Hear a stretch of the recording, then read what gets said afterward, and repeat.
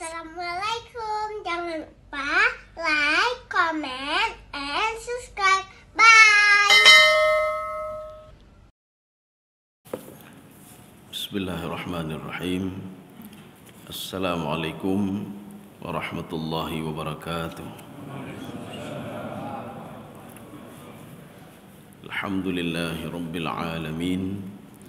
Wassalatu wassalamu ala asyrafil anbiya'i wal mursalin wa ala alihi wa ashabihi ajma'in. Raditu billahi rabba wa bil islami dina wa bi Muhammadin nabiyya wa rasula. Rabbi shrah li sadri wa yassir li amri wahlul 'uqdatam min lisani yafqahu qawli. Allahumma ja'al jam'ana hadha jam'an marhuma wa tafarruqana min ba'dihi tafarruqan ma'suma. Kaum muslimin dan muslimat sidang jamaah subuh yang dirahmati Allah, kita lanjutkan kajian kita tafsir surah Al-Ma'arij. Kita menggunakan tafsir Hasyiyah Sawi ala tafsir Jalalain. Jadi sudah sampai ayat kelima. Jadi sebelumnya cerita tentang ada satu kelompok, ada yang mengatakan pribadi, ada yang mengatakan orang kafir, orang tertentu mendatangi Rasulullah sallallahu alaihi wasallam dan berngolok-ngolok ya tentang azab. Jadi apa betul azab seperti ini? Apa betul azab seperti ini? Kalau azab betul, coba turunkan azab. Jadi sekarang kita lanjut ayat yang kelima. A'udzubillahi minasyaitonirrajim. Bismillahirrahmanirrahim. Fasbir sabran jamila. Ya, coba diterjemahkan Pak Endang. Maka bersabarlah kamu dengan sabar yang baik. Bersabarlah kamu dengan sabar yang baik. Ya, kipan sabar yang baik. Apakah ada sabar yang tidak baik? Ya, Pak. Ini kalimat yang seperti ini, sabran jamila, ini kita ketemukan juga di dalam surah Yusuf. Ketika Nabi Ya'qub alaihissalam, Allah lun memethabah sabran jamila, ya, makna sabran jamila, Nabi Ya'qub tahu anaknya berbohong. Nabi Ya'qub tahu, bukan tidak tahu. Nabi Ya'qub tahu anaknya Yusuf masih hidup. Jadi makanya Nabi Ya'qub mengatakan kakilah baik pengelelun sabran jamila, saya bersabar saja. Biarin mereka mengatakan Nabi Yusuf sudah dibunuh, tapi Nabi Yusuf masih hidup, sabran jamila. Sudah, sekarang kita lihat makna yang lain sabran jamila. Kalau di dalam tafsir Jalalain, la waja'a, dia tidak susah. Ketika ditimpa sesuatu, la waja'a. Inilah sabran jamila. Karena pengungkapan maknanya ini seperti maf'ul mutlak. Diulang dua kali, fasbir sabran jamila. Ya, ini Pak. Fasbir sabran jamila. Di dalam tafsir Syaukani. Jadi Imam Syaukani dalam Fathul Qadir beliau mengatakan la syakwa illa 'ala Allah. Yang dikatakan sabran jamila, dia tidak melapor kecuali hanya kepada Allah. Tidak pernah melapor kepada orang lain kalau bermasalah. Ya, nih Pak. Perhatikan Nabi Yusuf alaihissalam. Nabi Yusuf ketika dibeli oleh Al-Aswad, dibeli dengan harga bisa manin ma'dudah, harganya murah sekali, dibeli dari saudaranya. Ketika itu saudaranya mengatakan fa innahu abdun abiqun. Dia ini hati-hati, ini budak liar, Pak. Hati-hati, dia ini budak budak liar. Abiqun itu apa istilahnya kalau kita ikat, iplung. Makanya dirantai tangannya, Pak. Nabi Yusuf tidak punya salah apa-apa, dirantai, tangannya dirantai. Bahkan dalam satu riwayat kuyut itu lehernya dirantai, Pak. Kemudian setelah itu kakinya juga dirantai. Saudaranya ipok-pok jaro. Tapi Nabi Yusuf biasa-biasa saja. Ketika melewati ini, kita akan menjelaskan sabran jamila ini apa. Sesuai dengan dikatakan Imam Syaukani, la syakwa illa 'ala Allah. Tidak melapor kecuali hanya kepada Allah Subhanahu wa taala. Rupanya Nabi Yusuf alaihissalam ketika dibawa itu, rupanya melewati kuburan ibunya. Ini bisa kita lihat dalam tafsir Al-Qurtubi. Ketika melihat kuburan ibunya, anak banyak amdangkan tikurung ton 12 ton. Kan hati kalian kuburan ibunya.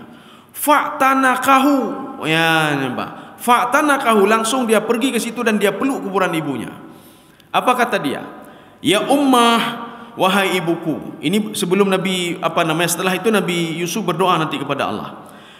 Wahai ibuku, irfa' ra'saki. Coba naikkan kepalamu, lihat anakmu. Apa salah saya? Apa dosa saya? Ya, apa salah saya? Coba lihat anakmu, biquyudin wasalasil. Di leher saya ini ada rantai, di kaki saya ada rantai. Jika lempu pekata nawai pegawai lun. Coba lihat saudara saya yang sudah meninggalkan saya. Coba lihat ayah saya sekarang tinggal sendiri tanpa saya. Ketika itu dilihat oleh Al-Aswad. Ditampa Nabi Yusuf. Nabi Yusuf ditempeleng. Kemudian di situ disebutkan faraqadahu, ditendangnya Nabi Yusuf alaihissalam. Artinya apa? Karena Nabi Yusuf dianggap budak. Padahal kan bukan budak, Pak. Idrah Nabi Yusuf, Pak. Itu berapa kali sudah ditempeleng, Pak? Ditempeleng dan ditendang. Waktu itu Nabi Yusuf tidak ada pakaian. Pakaian tidak ada, apa-apa tidak ada. Ya, karena waktu dilempar ke sumur kan sudah duluan ditarik pakaiannya. Kemudian setelah itu Nabi Yusuf berdoa kepada Allah, berdoa kepada Allah. Apa doa Nabi Yusuf? Ya Allah, putarlah lun ya Allah. Apa salah saya ya Allah? Kalau saya salah, maafkan saya ya Allah. Kok bisa seperti ini ya Allah? Ya, Pak. Kemudian Nabi Yusuf mengatakan, dengan nama kakek saya Ibrahim, dengan nama kakek saya Ishak, dengan nama orang tua saya Yakub, ampuni dosa saya ya Allah. Rupanya gedron malaikat, Pak. Ya, ini kita bisa lihat dalam tafsir Al-Qurtubi nanti. Turun malaikat. Malaikat mengatakan apa? Ya Yusuf, saya balik saja boleh kampung ini. Hai elongkan leli awaknya. Ini kata Nabi malaikat Jibril. Kenapa? Karena Jibril lah yang turun ke sumur ketika memberikan nasihat kepada Nabi Yusuf alaihissalam, la tunabbi annahum bi amrihim hadza. Kamu Yusuf, kamu tenang saja. Ya, kamu tenang saja, kamu dijaga oleh Allah. Maka Nabi Yusuf nyo harus melapor ba Allah nya lagi ya, Pak. Ya. Ketika lapor sama itu turun malaikat. Petang oleh malaikat. Saya balik saja ya. Saya balik saja seperti saya balik itu kaum Lut. Jangan, kata Nabi Yusuf alaihissalam, jangan. Nabi Yusuf artinya apa? Lun hana pulun sabar mandam. Saya yakin dengan firman Allah tadi, la tunabbi annahum bi amrihim hadza. Hana pupubah lagi yang kedua ni. Cuba ji bengeh Jibril, Pak, marah juga Jibril. Fatadribu ajnihatahu. Dia pukulkan sayapnya sehingga abai undu abai, Pak. Abai mendu, sehingga mereka tidak bisa melanjutkan perjalanan dari Kan'an menuju Mesir ya, Kan'an menuju Mesir. Akhirnya apa? Al-Aswad melihat tadi, ini kok bisa begini kita nih? Biasanya tidak pernah seperti ini. Dalam perjalanan kita itu dari Kan'an menuju Mesir tidak pernah seperti ini, atau dari Mesir menuju Kan'an tidak pernah seperti ini. Ada apa ini? Mereka saling bertanya semuanya. Kita tidak usah lanjutkan perjalanan, biar di sini dulu. Rupanya setelah itu, setelah reda, Al-Aswad yang menempeleng Nabi Yusuf tadi mengatakan, saya melihat anak kecil ini tadi menegadahkan tangannya ke atas. Dia minta sesuatu rupanya. Rupanya gara-gara doa dia kita seperti ini. Akhirnya apa? Al-Aswad ya ta'zim. Maafkan kami. Gepesuk baje, gepesuk ilmu, penaji gepesuk selop, gepemano Nabi Yusuf alaihissalam. Ini akibat apa? Seorang yang dekat dengan Allah maka akan diangkat derajatnya oleh Allah Subhanahu wa taala. Ya, nampak. Berarti kebalikannya. Kalau jauh dari Allah, maka akan dilaknat oleh Allah Subhanahu wa taala dan orang lain pun akan menjauh, Pak. Maka kenapa Nabi Yusuf ketika sampai ke Mesir dihormati oleh wazir, Pak? Kenapa dihormati? Padahal dia kan budak. Dalam statusnya kan budak. Lehernya diikat semua, rupanya rantai sudah dibuka semuanya. Al-Aswad karena takut sekali, maka ketika dia jualnya harus tapu beliau. Kalau enggak kita jual, ibu doa Allah habis dah mandu mati dah mandu. Ya, Pak. Habis kita. Tadi sekali berdoa saja sudah seperti itu. Apalagi nanti doa yang kedua dia habis kita semua. Dijuallah kepada Kitfir. Kitfir itu seorang wazir, Pak. Wazir itu menteri, Pak. Menteri raja waktu itu namanya Rayyan bin Al-Walid. Ya, jadi bukan raja yang beli, tetapi menterinya. Ya. Makanya menterinya mengatakan, perlakukanlah dia dengan baik, berikanlah dengan baik, pakaian yang baik, semua yang baik. Kenapa? Karena pesan Al-Aswad, ini orang istimewa ini. Kan sembarangan. Nyo kan budak, kan budak, Pak. Kalau orang-orang Arab itu nak mau dia ambil budak jadikan anak, nak mau, Pak. Ya, nak mau dia jadikan budak, apa anak itu menjadi apa budak itu menjadi anak atau orang yang terbaik nak mau. Budak itu tetap dihina oleh mereka. Ini kembali kemari. Fasbir sabran jamila. Maka Nabi Yusuf alaihissalam cuma minta kepada Allah. Gemelake Allah. Kalau seandainya Nabi Yusuf gepuan tadi Pak, yang permintaan malaikat Jibril, itu kafilah itu sudah habis Pak. Bahkan bukan kafilah saja. Penduduk di antara Kan'an dan Mesir itu habis semuanya. Dihancurkan oleh malaikat Jibril alaihissalam. Kaum muslimin sedang jemaah yang dirahmati Allah. Ini makna yang kedua. Makna yang ketiga, fasbir sabran jamila. Getanya tamu sabar-sabar ada ibadah Pak. Ya, tamu sabar-sabar ada ibadah. Tamu sabar-sabar ada didikan, mungkin pekatun macam-macam pekatun Pak. Tamu sabar ya Pak. Nah yang laganya, tamu sabar ni Pak. Yang penting dia tak berdoa lagi Pak Allah. Ini seperti di sini makna Imam Syaukani, la waja'a la syakwa illa 'ala Allah. Jadi tidak melapor, tidak ada apa-apa kecuali kepada Allah. Jangan melapor sama orang lain, tidak ada solusi Pak. Jadi kalau kita curhat sama orang lain, hana solusi. Kita dah melapor Pak tetangga ini tolong lun susah tak jauh li tetangga lun lebih susah lun pun lapor Pak lun Pak. Gede-gede aja gede. Dia tak lapor lembah orang lain, hai nak tolong gimana anak lun bina-bina. Anak lun lebih lah Pak. Kasih bulu hana wawa Pak ya. Jadi tak melapor Pak Allah Pak. Tak cok wudu katanya dah sembahyang malam tak melakai Pak Allah. Apa tak melakai lagi Pak. Inilah sabran jamilah. Maka ketika kita itu berbuat kebaikan, bersabarlah berbuat kebaikan. Walaupun di dalam prinsipnya yang kita lakukan itu kan habis harta kita Pak. Tacok kegop, tajuk kegop Pak. Habis Pak, habis. Pada prinsipnya salat akah hek menteng, habis wate menteng. Maka fasbir sabran jamila. Kamu sabarlah kamu. Kalau ada masalah laporlah kepadaku. Sabarlah dalam beribadah. Sabarlah dalam mendidik anak. Sabarlah dalam, makanya sabar itu kan ada ada tiga. Sabar itu ada tiga. Kalau kita merujuk ke dalam kitab A'malul Qulub yang dikarang oleh Dr. Yasir Burhami Pak. Kalau kita merujuk dalam tafsir Jalalain, sabar itu dua. Kita ambil yang tiga saja. Dalam tafsir Ibnu Abbas juga tiga Pak. Yang pertama as-sabru fi ta'atillah. Kita hendaklah dalam dunia ini sabar menjalankan semua perintah Allah. Geyu temayang tak sabar, tak terima laju Pak. Hana trip temayangnya, hana trip Pak. Umur 60 tahun cuma ada temayang Pak. Ya. Hana trip. Tidak seperti ketika diazab nanti, hanya diazab dalam waktu yang lama sekali. Ini salat kita cuma terbatas seusia kita saja. Habis meninggal hana geyu temayang lele Allah. Habis meninggal hana geyu bayi zakat lele Allah kasihnya. Lagi pula salat itu untukmu, puasa itu untukmu, zakat itu untukmu, sedekah juga untukmu, bukan untukku kata Allah. Kan kurung lain kedraw yang kedraw. Hana mau sedekah, biar hana pupuji. Kalian pun kerit pun dia kerit untuk kalian juga. Wa may yabkhal fa inna ma yabkhalu li nafsi. Kalau dia bakhil untuk diri sendiri. Maka yang pertama itu sabar dalam taat kepada Allah. Kita dah petikulan, dah sabar Pak. Jadi bempepep, kabi penglam. Paling enggak dah berdoa Pak Allah. Ya Allah nyo si pulan lon nyo kibana petunjuk ya Allah ya Pak. Kalau bisa kita doa Pak, doa yang get-get gandeng Pak. Seperti doanya Rasulullah sallallahu alaihi wasallam kepada Ibnu Abbas. Allahumma faqihhu fid din wa 'allimhu ta'wil wal hikmah wat tafsir. Nya dah pernah ada doa gandeng Pak. Ya Allah nepurno ane lo ni Allah nepurno ilmu ni jo ilmu ni pelapang hati Allah. Wa 'allimhu ta'wil, ajarkan dia takwil. Takwil itu apa? Dia bisa menyelesaikan masalah, dia bisa menghadapi masalah dalam hidup ini Pak. Ajarkan dia itu ya Allah Subhanahu wa taala. Nyata berdoa kan Pak. Dah sabar Pak. Fasbir sabran jamila. Ini yang pertama. Yang kedua as-sabru fi maksiatillah. Bersabar untuk tidak berbuat maksiat. Kita bersabar cuma sebentar saja Pak. Baik pegang maksiat sebentar saja. Artinya sambil tapreh mati katanya. Dah sabar untuk tidak berbuat maksiat. Kalaupun terlanjur kita berbuat maksiat, beristighfarlah kepada Allah. Laki maaf kepada Allah Subhanahu wa taala. Kita kan ingin ketenangan jiwa Pak. Waktu di dunia tenang, kemudian meninggal juga tenang, kemudian di alam barzah juga tenang. Kita jangan terpikir enak dunia saja. Mangat dunia medang, hana terpikir mangat mati, hana terpikir mangat mati. Yang dipikir udip dunia mangat na fasilitasnya, na sopir na fasilitas na nyo na demodina macam-macam mandum na Pak. Baiknya dipikir mangat dile. Mati na mangatnya Pak. Maka ji menyonya jut tak fikir dua-dua je. Fikir udip mangat no, mati harus fikir mangat cit. Kiban cara mati mangat, baik mati hana mangat de. Ya. Ini makna fasbir sabran jamilah. Innahum yarawnahu ba'ida. Ya. Coba diterjemahkan lagi Pak.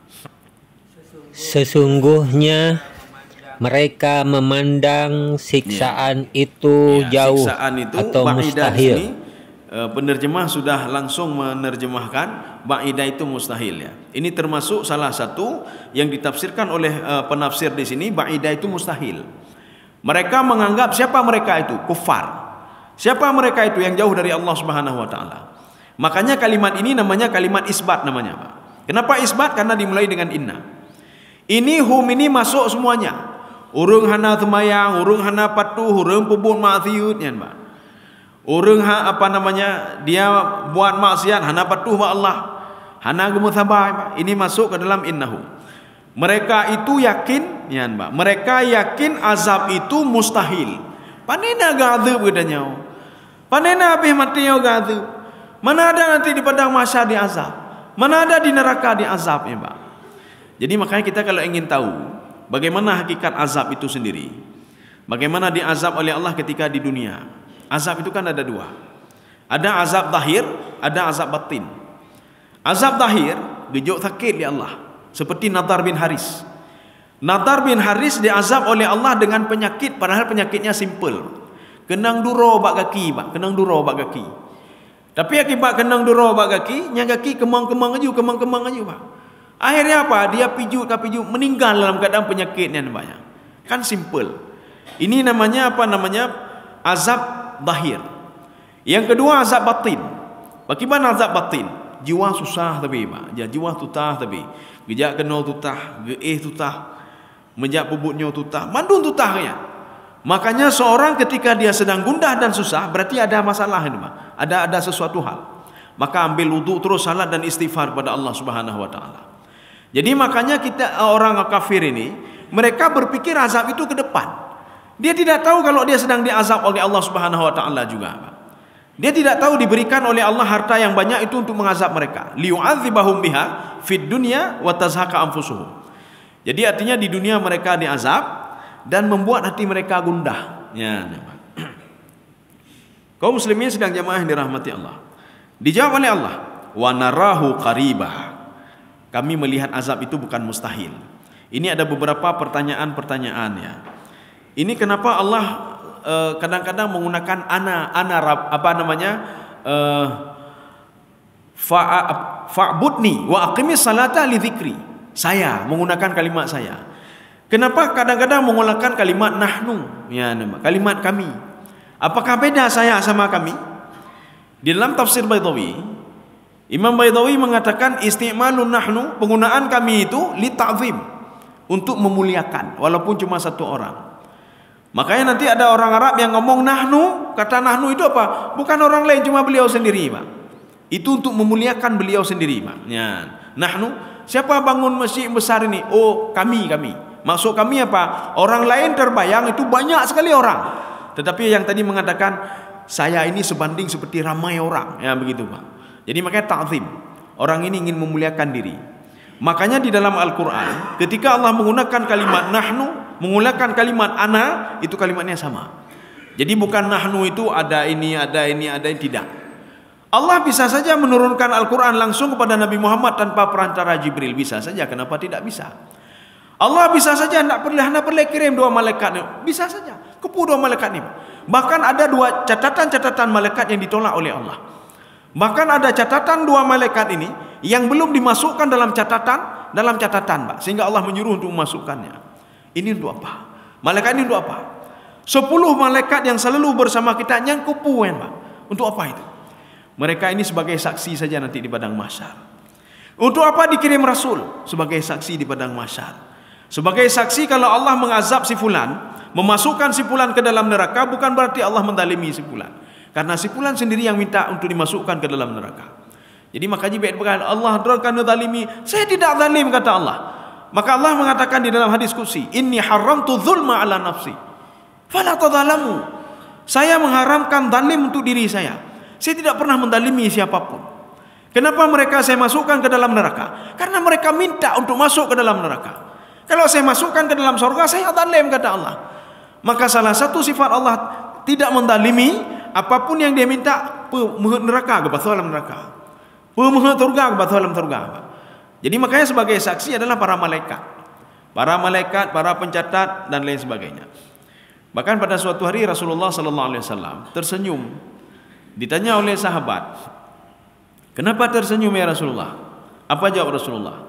"Nanti di padang mahsyar ada orang berani berdebat dengan Allah." Berani berdebat dengan Allah, ya Pak.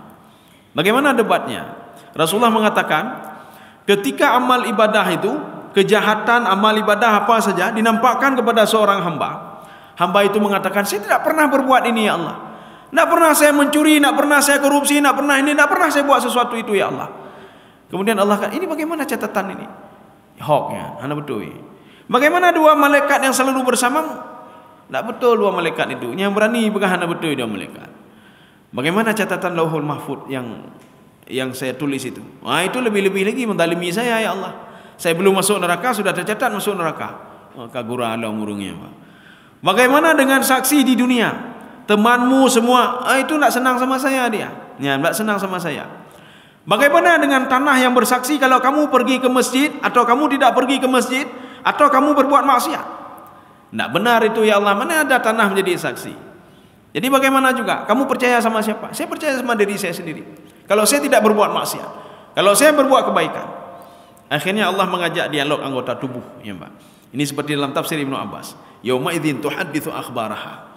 Ketika itu apa? Semua itu berdialog dengan Allah. Makna tuhadditsu ada tasdid, itu dialog interaktif. Bukan salah satu saja. Bukan Allah saja yang bertanya, Pak. Tetapi apa? Anggota tubuh juga menjawab. Ditanya, dijawab. Ditanya, dijawab. Itu dialog interaktif namanya. Maka ditanya kepada tubuh, "Kamu ada berbuat maksiat?"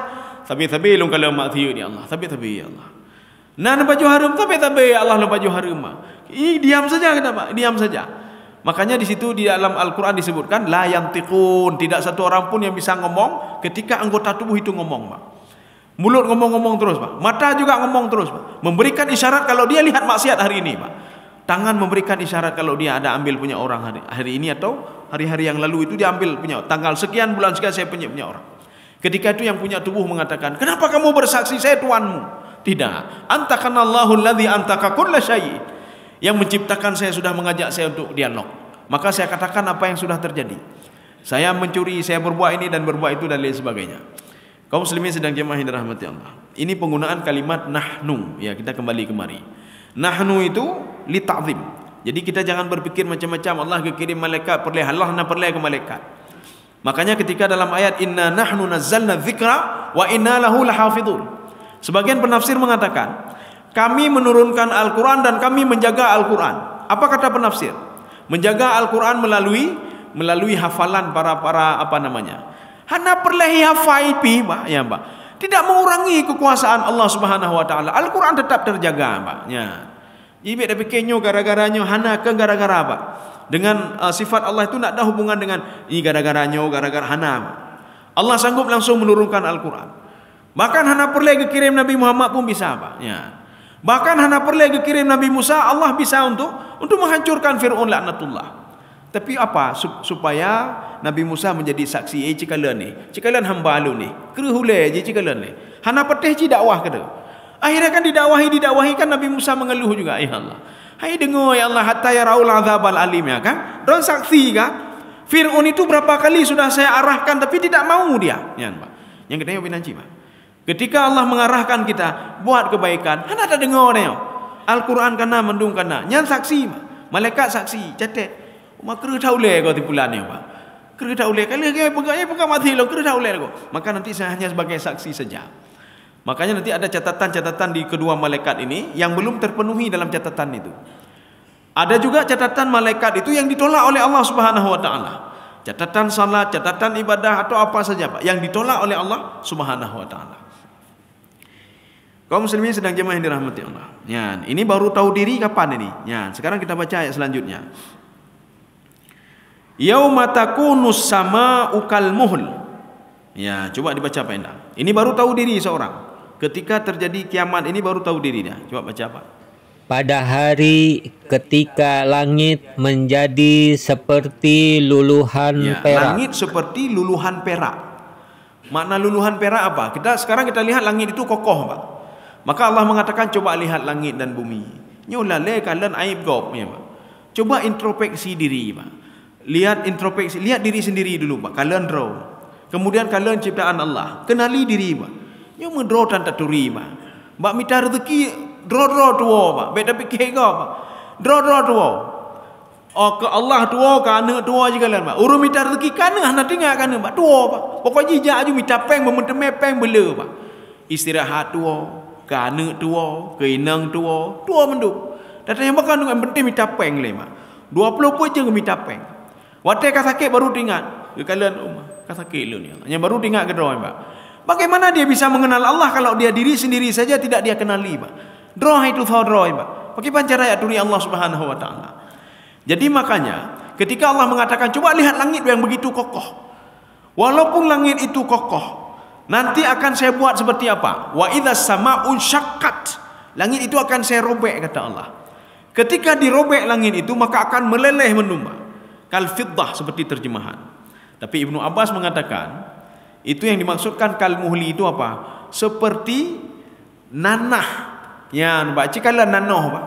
Nanoh yang nampak badan, ya. Al-quhu katanya, Pak. Ya, jadi itu nanah yang keluar dari darah. Ketika itu kan meleleh, menetes. Begitulah langit yang kamu lihat waktu itu. Ketika kiamat nanti seperti itulah meleleh. Hom yak plung, kata Allah. Hom yak plung. Terima kasih.